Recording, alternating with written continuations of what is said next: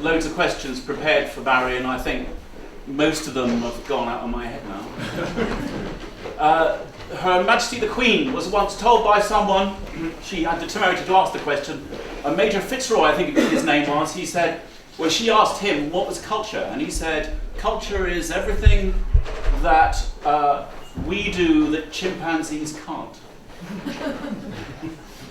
So here we are this afternoon doing something you may be glad to know that chimpanzees can't do, which is engaging in some culture. Barry Cooper. Yeah. So no, I googled that. I googled just before I came out. I googled what can't chimpanzees do then, because I was trying to square that circle. Trigonometry. They're trying to work out, well, if we do everything, if its culture is things that we do that chimpanzees can't do, what can't they do? And what they can't do apparently is they can't. One study says they can't learn. I think it's got to do with social cues. I think they have problems with social cues. And, well, just look around you. Here we all are wanting, I imagine, what we're all doing here, it's what I'm doing here, is wanting to learn stuff. Yeah? And I imagine that's partly what drives Barry, we're going to find out in a moment, is we're trying to learn stuff. We're trying to find stuff out. The thing is, I think the curse of being an artist is you never know what that is.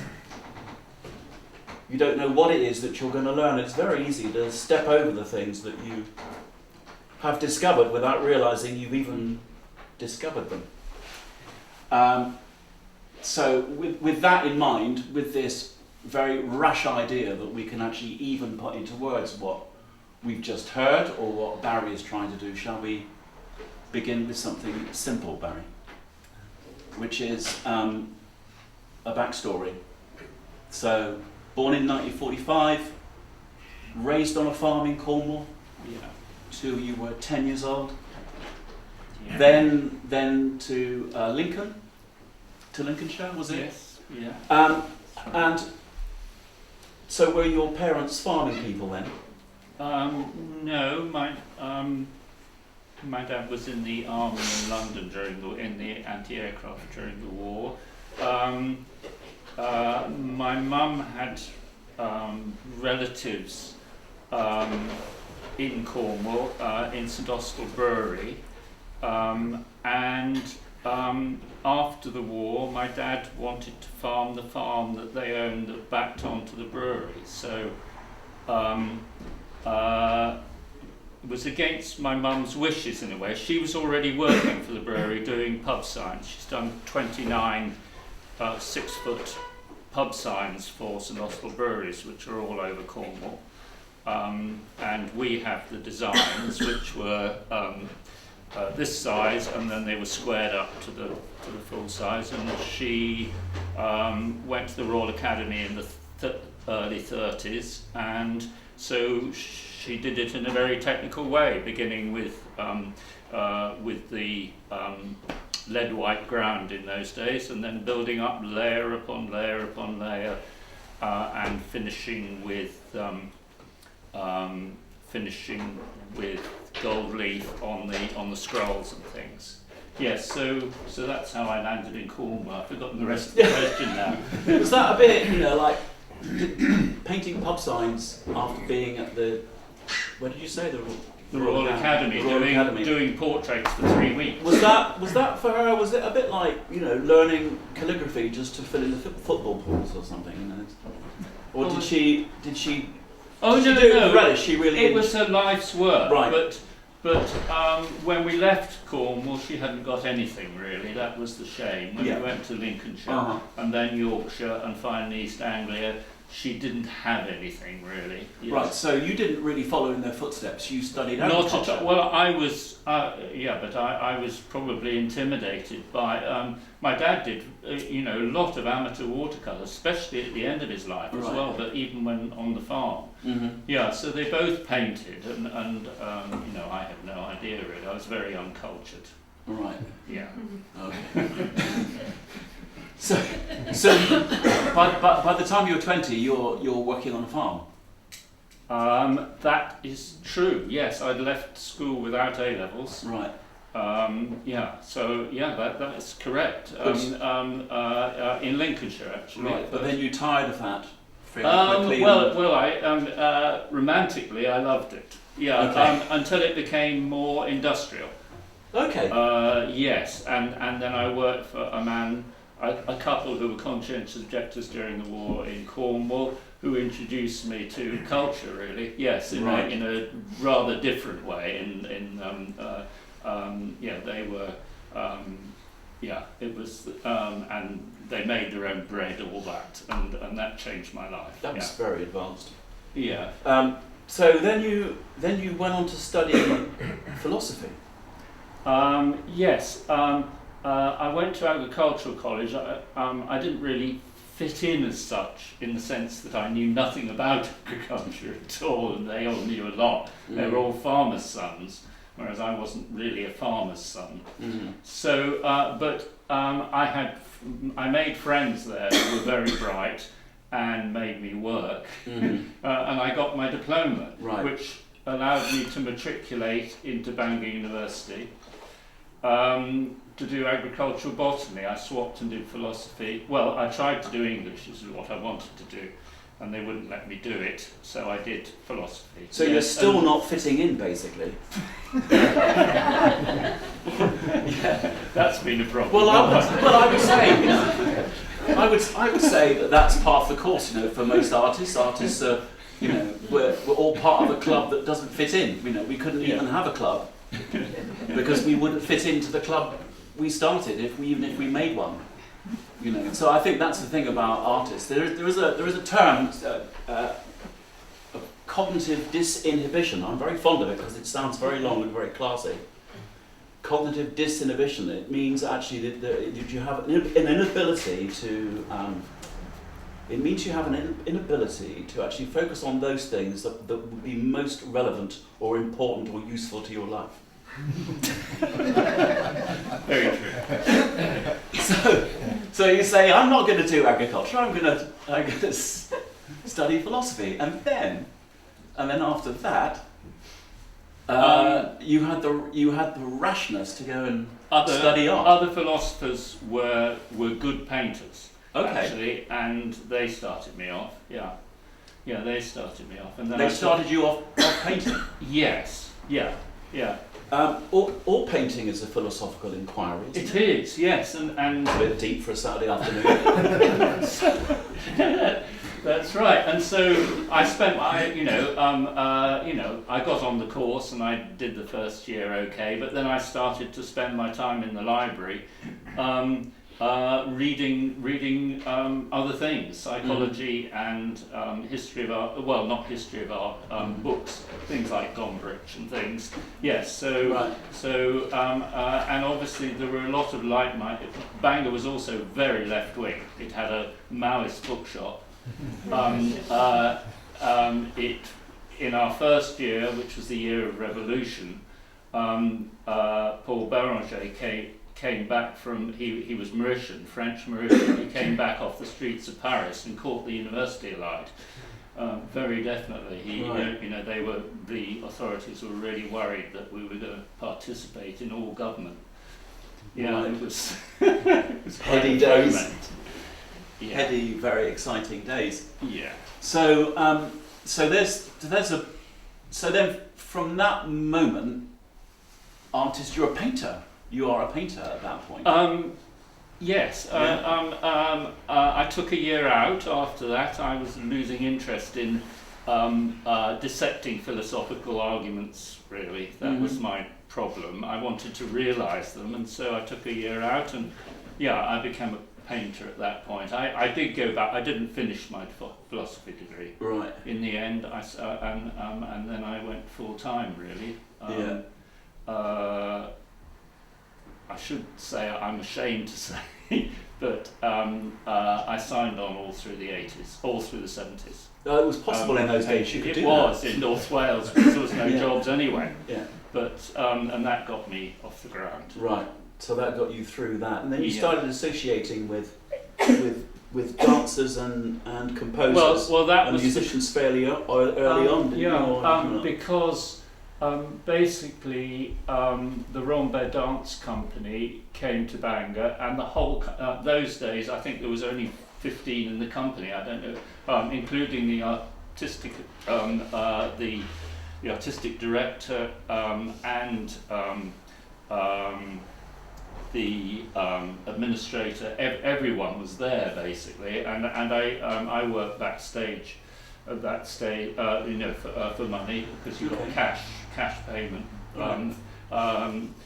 Theatre Gwynedd was a new theatre like the Merlin, but it had a fly gallery. That was the thing. So these banks of lights turned up, and I was just amazed at bars and bars of lights, and the programming of them, and the relationship to music I'd never heard, like Bartok.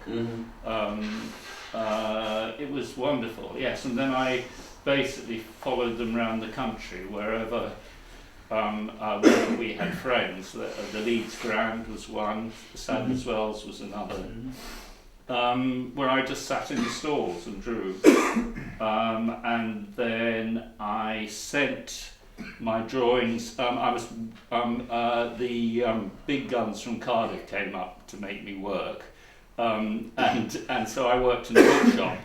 And while I was doing that, Frome were just putting on Cruel Garden in the Roundhouse in Chalk Farm, and I sent them drawings to John Chesworth, who was the artistic director, and Christopher Bruce, who was associate choreographer then, and they offered me a show in the Roundhouse. So that's what got me off the ground.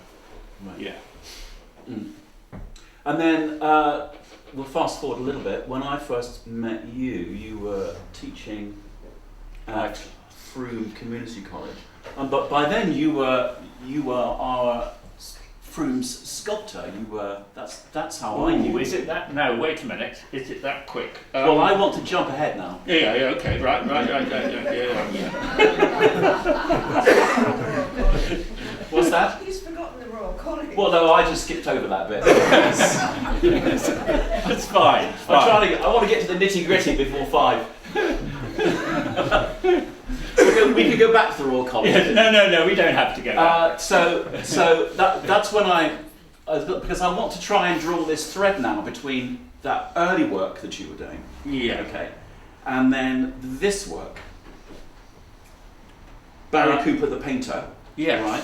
But sandwiched between that was a period where you worked in unbiddable stone.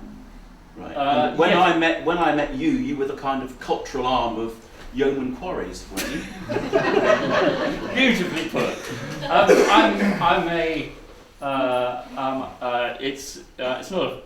It's not a complimentary word in a way. I'm a opportunist. Okay. And while I was at the Royal College, John Golding, who was an expert on Cubism, which has obviously influenced this work,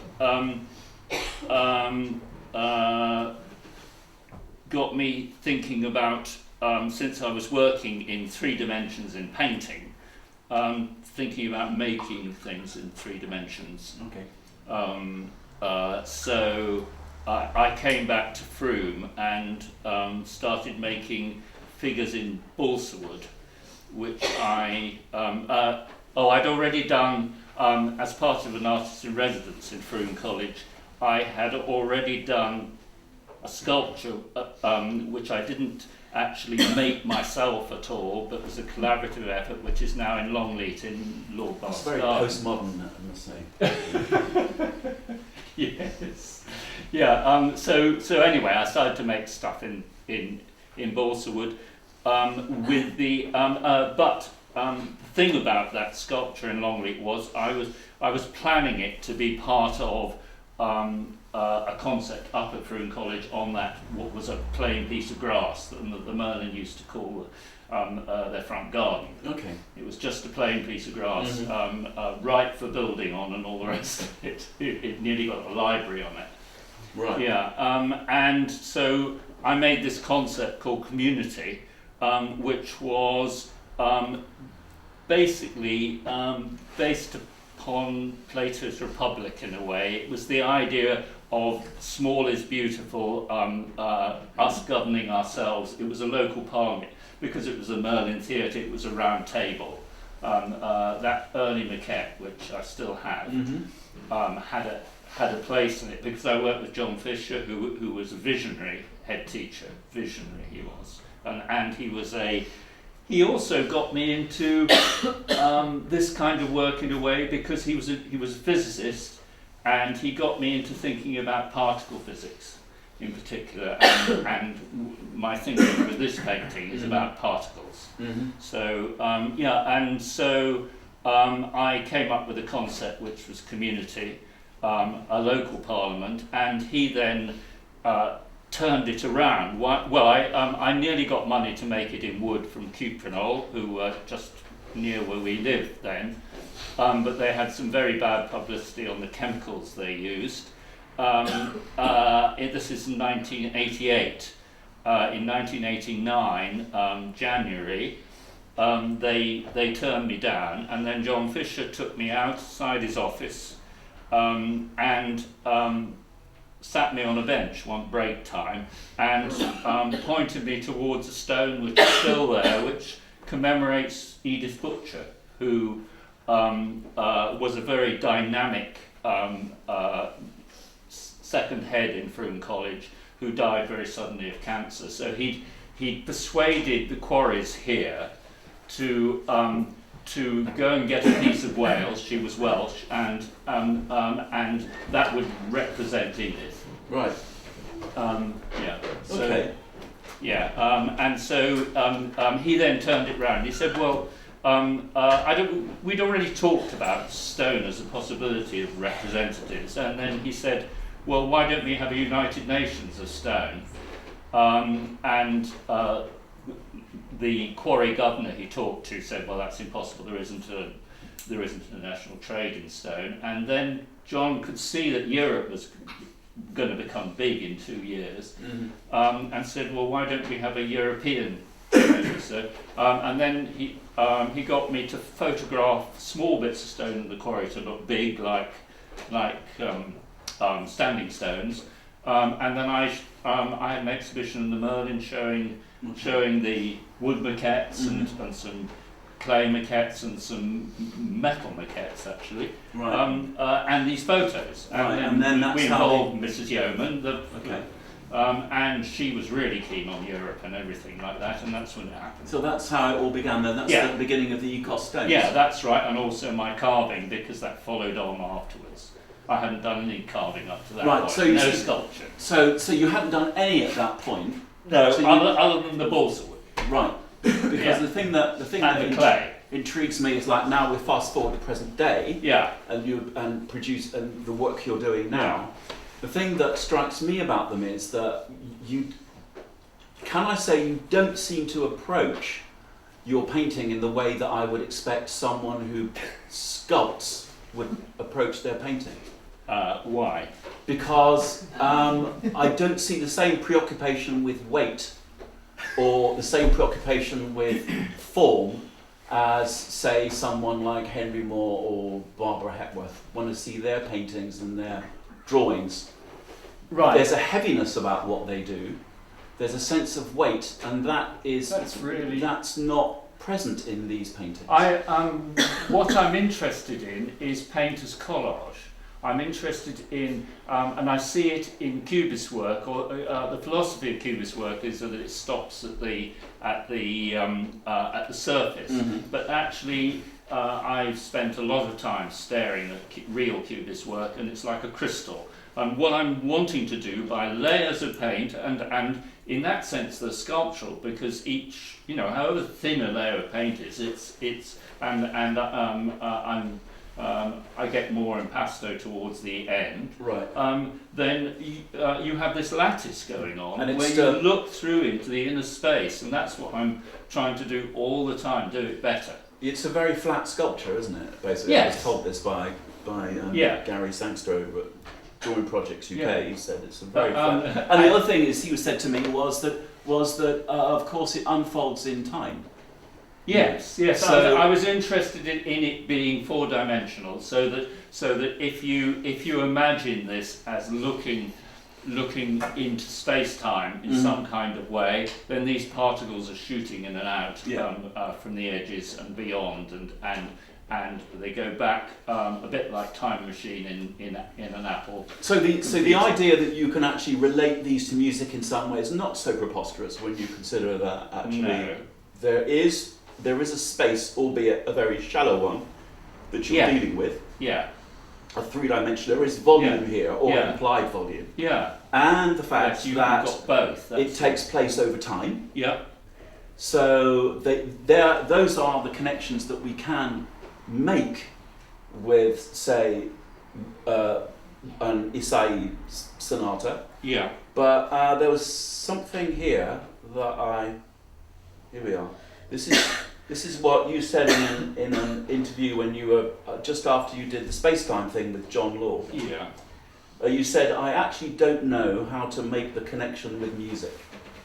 Yes, I think that's true. I don't. And here you are still not knowing how to do it. Oh yes, yeah. That is definitely so. I listen to Katalin now, and I'm still struggling with that. I'm still struggling to see what the connection is. I'm trying to find out all the time. I mean, with Katalin now playing, watching her bowing and her left hand on the fingerboard, all those. When I was teaching, I kept saying, while you're working, just listen to that internal dialogue, and that's where words come in a way, because we communicate in language, and that language is going on all the time. So yes, it's that internal dialogue. I know that's going on, and the music's playing, and that's it really. Yeah, it is. So I'm a phony in a way. I need the music. You can't expose this man because he does it. He does it for me. So take us through your day. Take us through your day then. Just the nuts and bolts of painting. What do you do? Get out of bed, have breakfast, then. Well, everybody knows I'm obsessively tidy, so I leave the studio tidy the night before, and all the rest of it. And there's a lot of prevarication and all the rest of it. When I've been in here, for instance, on that large canvas, then the difference between working with John Law and this situation is that I'm not performing as such. Yeah. Which was a daunting experience. Yeah, and you've heard the piece. How often? I was wondering how many times you've heard the Ysaye and how many times Katalin has heard the piece. Who's heard it the most? Yeah, impossible to say that. But you kind of know what's coming, don't you? After a while, Whereas with John Law, you never knew. You didn't know what was coming. No, that's true. But it was the need, because you were performing, to put on marks. Whereas here, I can leave that painting in that state for 2 days, and then go on. What I'm wanting to do with that painting in particular is create a palimpsest. Where I just keep changing and so I paint, but it's all recorded, and there's a film playing on my iPad of all the different stages as I carry on now. And Fiona Hinkston said to me yesterday I should be putting that progression on Instagram, which I think is and also get the Black Swan to do the same thing. Yeah, how important is it to you that people know that these spring from music? Very important, actually. Yes, there is an umbilical connection. I think there is. Yes, there is. So do you think if people look at this without actually bothering to read any of the notes, and I'm sure quite a lot of people do, do you think that they're missing something if they don't know? No, I'm not saying that, because I don't believe art works that way. All right. But I'm someone who always takes the difficult path. Nothing comes naturally to me anyway. And the first, as a very immature late teenager, the first thing I read was T.S. Eliot. Well, I didn't understand him, but he got through to me. Yeah. And I'm the same with the Ysaye. I mean, it's it's the most difficult sort of violin music that you could possibly, or the Bartok. I think it's challenging for the listener as well as the player. Yeah. But it's interesting though you say that because Lucian Freud said of his work, he said, "I'm only trying to do what I can't do." Yes, well, that's true. So we go back to cognitive disinhibition, really, don't we? We say, "I can't do that, so I'll do it." Yeah. Whereas if you are a genuinely ambitious person, like ambitious people, Yeah. don't set their sights so high because they're only going to do what they can do. Yes. Yeah. But you're actually working against that all the time. You're doing things that you can't do. That's interesting. With the if you go back to those Rambert drawings, the thing was that I couldn't draw at all. Naturalistically, I learnt by working with David Barlow in North Wales to be able to draw naturalistic. So those, like these figure drawings here in line, what came out of me was my handwriting in image. Okay. Yeah, so that did come easily to me in one sense. Yes, I just had to almost with the choreography take a mental after image and work with it. How do you, given that, how do you cope with the doubt? Oh, I see. Do you see what I mean? Because if you're confessing that you can't do this stuff, Yeah. and then you're putting all this work into a gallery, and here we all are this afternoon, looking at it, how do you cope with the fact that you can't do what you're showing us? What you want us to look at this stuff? very thick-skinned. You want us to look at all this stuff, and you're saying, "Well, I can't do it," but here it is. Yes. How do you cope with that? Well, What's your secret? It's because it's just coming out of nothing. What I like more than anything else, when I was at the Royal College, Peter de Francia, a well-known painter, came into my space and said, and I just started a 7x5 canvas, and it was horizontal like this, and he could see me making the first marks, and he said to me in his husky, characteristic voice, "You attack a large canvas a bit like a charging rhinoceros," which actually something I love to play. That's all right. I was thinking then, because you mentioned Cézanne quite often when we were talking. When we were talking before Christmas when the English voting public lost their minds on it.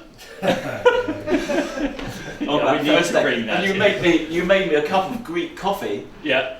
Which I think I had a half-life of about 5 years. Yeah. I'm still coming down from it. Absolutely, I'm here too. But you talked about Cézanne, and we discussed Cézanne's Couillard paintings. Now, the Couillard paintings are ones he did fairly early on, and it sounds Impasto. but it actually means ballsy.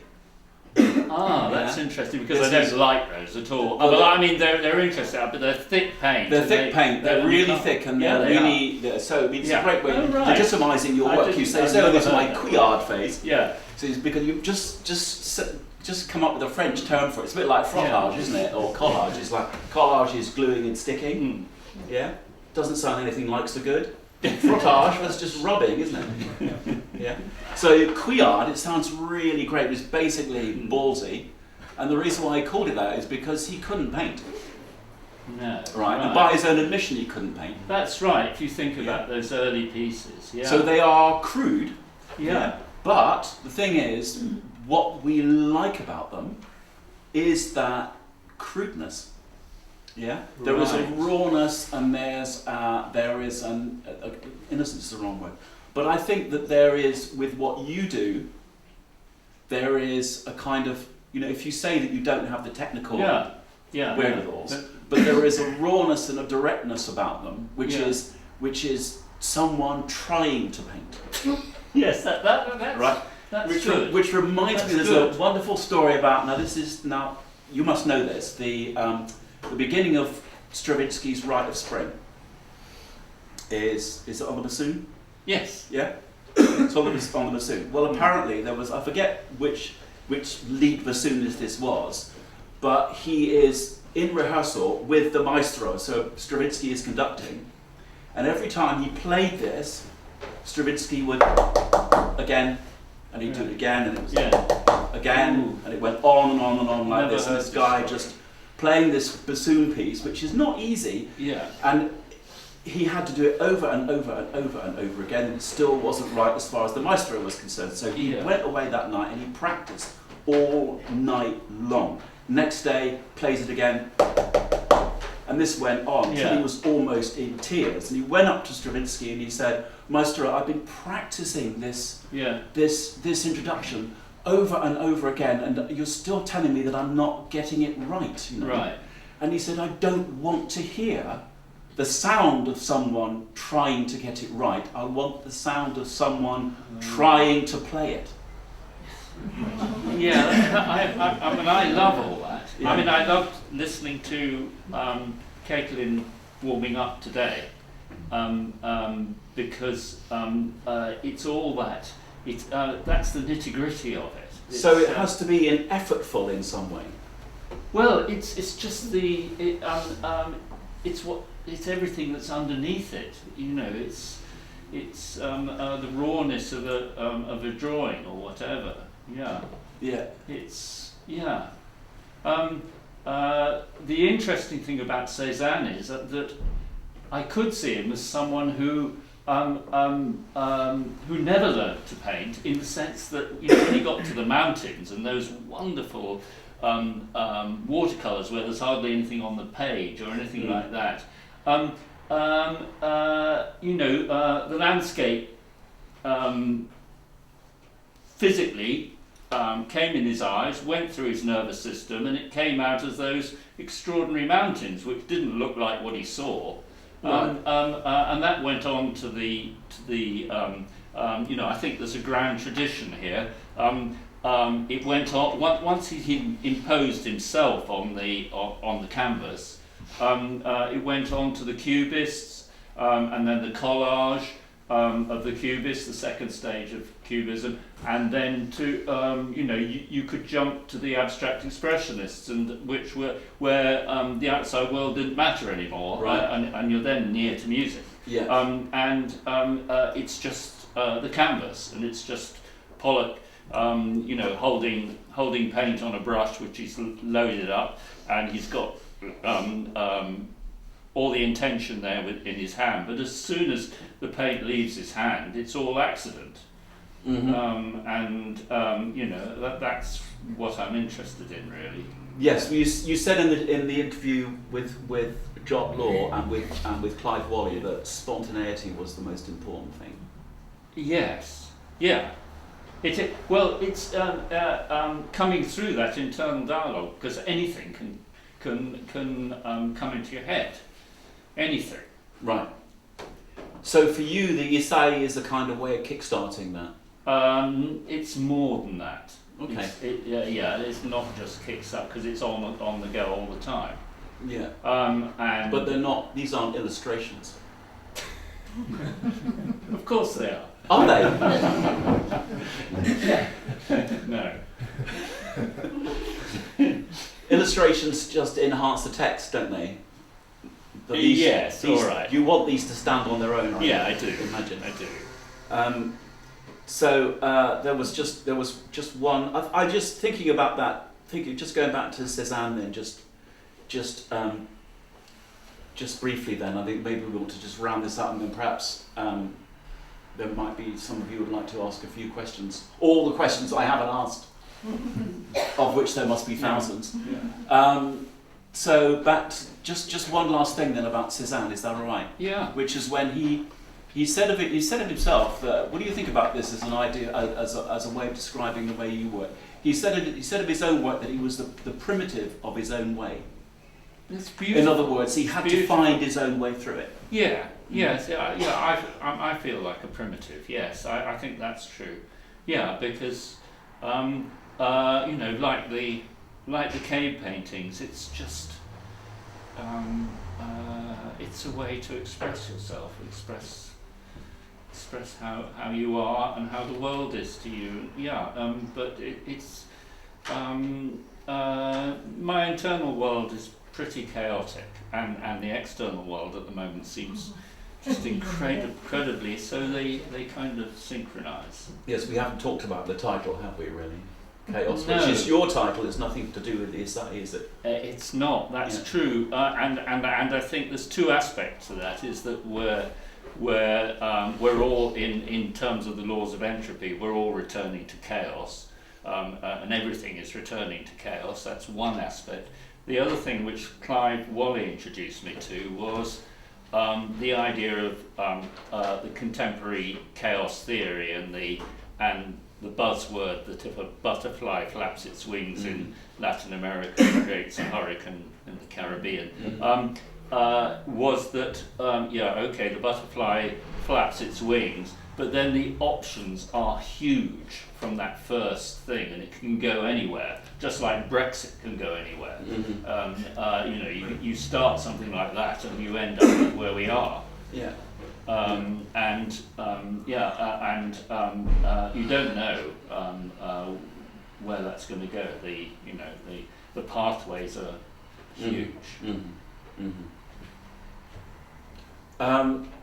Okay, let's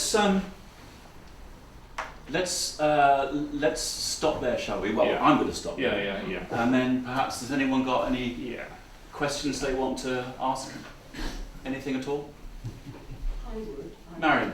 I wonder, Barry, if you enjoy this chaos in your head. Oh, I see. I don't have a choice, do I? You do. I think you do. You practice yoga a lot, don't you? Yes, but Can you not still it? I just want to know if you enjoy this chaos. Whether that's a motivation. Say we took the chaos away. that's a wonderful question, because actually I struggle with it. I've done yoga with you in the past, and I struggle for that stillness. That's why I do it. It's my it's not you couldn't describe it as a religion, and I haven't done enough meditation. Really, that's the other. I was going to say, so that's the next step. Yeah, it is really, and it is because and as you pointed out to me in the past, there are one or two pieces where I have taken a small element and made it big, and and what David was saying about sculpture and weight in the work in space. I've forgotten now what I was thinking a while ago, but I've always found I couldn't get in to the paintings because you've told me everything. Yeah. And I'm always looking for a space for myself. Yeah. So I'm challenged, and my perspectives might broaden, and it will turn a page for me. Yeah. So I know that you must do this. We all have ways of working that we absolutely compelled. Yeah. No, it's obsessive. We accept that. Yeah. So this is you, and how you must put your marks on. Yeah. But I just wonder if you would like. I've trained myself to not have anything in my brain when I work. I've actually trained myself. Whereas you're coming from the opposite perspective, and that's very interesting. the interesting thing for me there is that, the dialogue today, I do actually start from a total emptiness. It's that as the each mark starts from an emptiness. It's not that however busy these canvases have become, that doesn't describe the emptiness of the motivation, I don't think. And this is a really interesting discussion because I am actually quite empty in that sense. You said that things can come into your brain all the time. So it can always come in. Whereas I have trained myself not to let any word. Right. So it only comes from your soul, I don't know where it comes from, but I trust it because it's not influenced by. But that's a different way of working, though, isn't it? Because barriers. Yeah, I could say of your work that you have. It's always been about collaboration, hasn't it? Really, a lot of it. Yes, it has. No, there's been a lot. It's like with this whole show, I've collaborated with Hans. It's Hans's vision. Yeah. Yeah. But also you've got the Ysaye every day, and then you're working with the Rombel, you're working with John Law, you're working with lots of other composers. And all the rest of it. So the idea of collaboration is just, I think, something that's innate to you. Has anyone else got any questions? Anything at all? Rose. One word crops up wherever I go, and I'm speaking as a student. Mark. In the caption to one of Barry, your introductory captions outside the door there, you've got something that really intrigues me, the dominance of the unrepeatable mark. Yes. Now, David's life class, time and again, you've said something about the mark. Mm-hmm. But the mark, the more I consider it, the more mysterious it becomes. It is. But then I've just had to accustom myself to chaos all through my life, As one earnest New Age person said, "What is your narrative?" And I said, "I ain't got one." Because it's a string of discontinuities. And so this is why I feel I'm at home here, because this is, Barry, you're someone who faces the disorganisation, the chaos, which is at the heart of life today. And what is this search for form and structure that I can see in the middle of all this? So I'm sorry, so please, chaos, but chaos has its forms and its structures. And it has a still, thinking about, I'm sure someone's going to correct me here, but as I understand what's meant by space-time, if you are able to visualize the space-time continuum, then everything is absolutely still, which is what I see a finished canvas as. But in a microcosm, which our world is, or then things are moving and time is happening. But in the whole complexity of 4 dimensions, it's still. I don't know whether that's a right interpretation, but that's the way I think about it. Who's to say what it's right or wrong? Yeah. And like our friend here, I have done Hatha Yoga in the past, and I find that with art, painting, graphics, technical illustration, whatever illustration, these are like interludes, where after a pretty awful journey, you find a safe place to go. Mm. You get your breath back. And instead of me rabbiting on, I'd just like to repeat this memorable quote outside. the dominance of the unrepeatable mark. Thank Now you, Ruth. that, to me, is something to work on. It's like a musical note. That's, I think, why music is considered the highest art form, because it rises and falls and it's gone, and whereas, you know, the visual arts is still here. Yeah, but it's that Zen Buddhist thing of not being able to step into the same river twice. You know, because actually it's the same with the mark that you look at. You know, it's every time you look at it, it will look different because you're different. Yeah. Yes. So, Helen. You said early on that you couldn't see, wrong word, hear, know, the relationship between the music and the image. Yes. Whereas I'm sitting here and seeing really clearly the relationship on a kind of basic level between the music and the image, because what you've got a lot of is this movement from top right to bottom left over and over again. This is And go on. so what I'm seeing is the relationship between not the sound of the music, but the making of the music. The fact that what's common to both is the movement, and that's something I've always been really interested in, is the movement that it takes to make the sound. And you've used very similar movements to make the marks. I think a lot. It's very obvious, I know. Yeah, It's no. But I think a lot about this because abstraction in painting, I think, must be quite close to musical composition, because what composers find, and I found the same thing, is that we have a genetic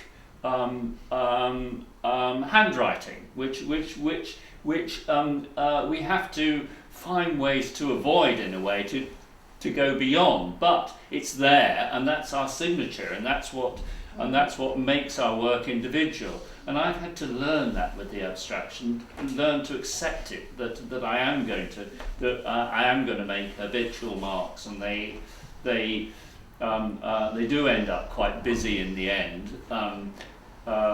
because. But I also try to I can remember the buzzword for me was getting out of the way of yourself, so that this self-imposed thing, you can trick it, and occasionally in some of those simple line drawings and in the Rambert ones you achieve it, but it's not easy to do.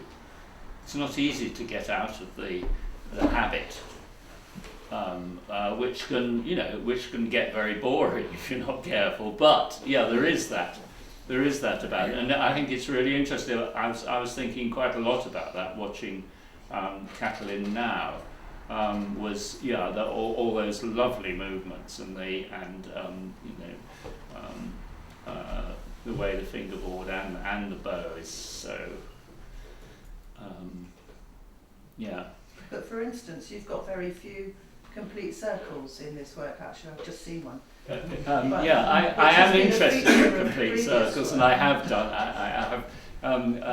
In fact, one of the stages of this one that I'm thinking of doing, because Marion also knows Raiko Kubo, who is a wonderful abstract painter, and she would work on canvases at least of 6 foot dimension, and she'd come in, she was Japanese, and she'd come in and draw a perfect, she did these big suns, and she'd come in at the beginning with just a piece of, she had a program when she came in, and with a piece of charcoal, and then she'd get into a kind of Japanese stance and then draw this perfect circle. That would be the start, and then she'd fill it in red in the middle, white either around, and then she'd leave it for that day. She'd come in the next day and she would mix a slightly different colour of white and paint the whole thing with a different colour of white, and then the red would get the same treatment until she was happy with it. So, yes, talking about when finishing a piece, the piece at the other end of the room, you say, is wanting to be a palimpsest. Yeah. At what time do you think a palimpsest ceases to be? Well, I mean, that's... Because surely it can just go on forever. It can. Well, Sue Conrad, the wonderful painter, the other side of Frome, visits India a lot, and she's been to, is it mausoleums or whatever, where they remember the dead, and there's a wall where they write on it, and apparently it just goes on and on and on. I mean, there is no end to it, is there? I mean, I'm just wondering that it's the paint's going to get, and I'm a bad enough painter not to paint out enough, and so I'm in a situation now where maybe I can paint out a bit more. But with all these paintings, there comes a point where do you either get bored with it or confident with it? I feel it's reached a resolution if it's within a concept like this, which works. I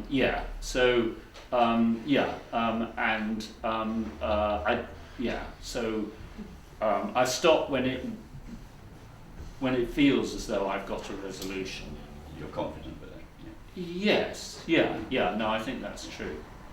And in this case, once I'd got these, which is what Hans offered me the show on, and I started on these, I had two influences going on with each of these 6 larger ones. One was the original image for the sonata, and the second one was the music. So these began another journey, and I wanted to free myself as much as I could from the original image, and some have succeeded better than others. That's the thing, and that's what I'm hoping to learn from this larger one, is how much I can free myself from the moment Chaos written on it. Maybe put a big red circle on it, or whatever, and then maybe paint it back to white, and then go again. But I love, if I'm painting over something, what I love is leaving a kind of memory. And Françoise Gillot, when she wrote that book, My Life with Picasso, she described going to visit, I think it's Moorlo, the printer anyway, where he who had these wonderful litho stones, and these litho stones. So I think this is what she said. They have a memory, and a Delacroix can rise to the surface. So the whole memory of the history of art is in this stone. I love that idea. Barry, Yeah. do you know when you've said it? Will you ever have said it? Will it ever be out? What do you mean? A sensation, I guess. Yes, it has to be a sensation. Whether you've finished with that sensation, so then You can move on to another one. yeah. Now that's again. You really do push me, as you always have done. I'm just very curious. I can't. The answer is, Marion, that I can't think in black and white very well. I should never say that. I haven't yet achieved to work so I can never say for certain. I don't have any certainty. That's maybe why Chaos is such because I can't just say, right, that's wrong, or that's finished and I'm moving on to this. So does that mean then you have no judgment about what you do, about a piece? When, okay, it's finished, or it's done, Yeah. or it's of any value to you. Can you find judgment? A way of assessing it. Judgment's a silly. Assessing its state. Ultimately, no. Ultimately, no. I don't. I don't think I have any certainty about anything. Yes, I don't. Well, that's what keeps you going. Excuse me. Yeah. The word uncertainty brought up a thought in my head. Do you find it as therapeutic? Does it have a therapeutic effect on you to make these marks? And have you ever thought about the therapeutic side of expressing yourself? And when you're chaotic, does it help you to make these particular expressive? The chaos. You mentioned the chaos. It's because when something resolves in my head, I don't see these paintings as chaotic. I see them as having arisen out of a chaos, but I see them like the space-time continuum of being absolutely still and absolutely resolved in their own. And you feel complete at that it's complete. Yes, yeah. That's true. That's true. And to get to the stage of that they're then on the walls in this form and with Hans's concept, I feel completely satisfied actually. Yes, and as much as you can ever feel like that. Ladies and gentlemen, we've got time for one more question. One more. Martin? Yeah, so it's interesting you use the word resolution for a subsequent piece of music. It resolves quite often, doesn't it? So do most of your bits of work have a musical idea to it? Do you follow that in your head? So that, you start, the music gets chaotic, but generally it resolves, doesn't it? And then you have that moment of silence as it dies away, and it's all calm.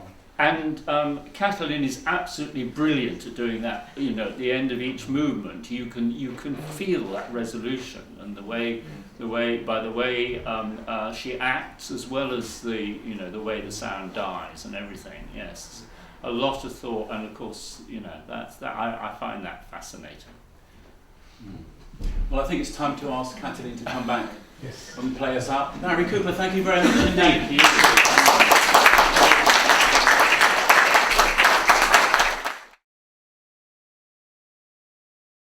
It's very fitting with the music because it's also very spontaneous in that sense that it's like in the first sonata he kind of tries to fit the chaos into kind of structured movements like Bach did, with the slow beginning and then the fugue and then But this number 3. So which one is number 3? Is that one? It's that one. Yeah, it's that one. Yeah, the first blue one. Yeah. Yeah. So he doesn't even try to kind of fit it into boxes like movements. It's like just a long sausage.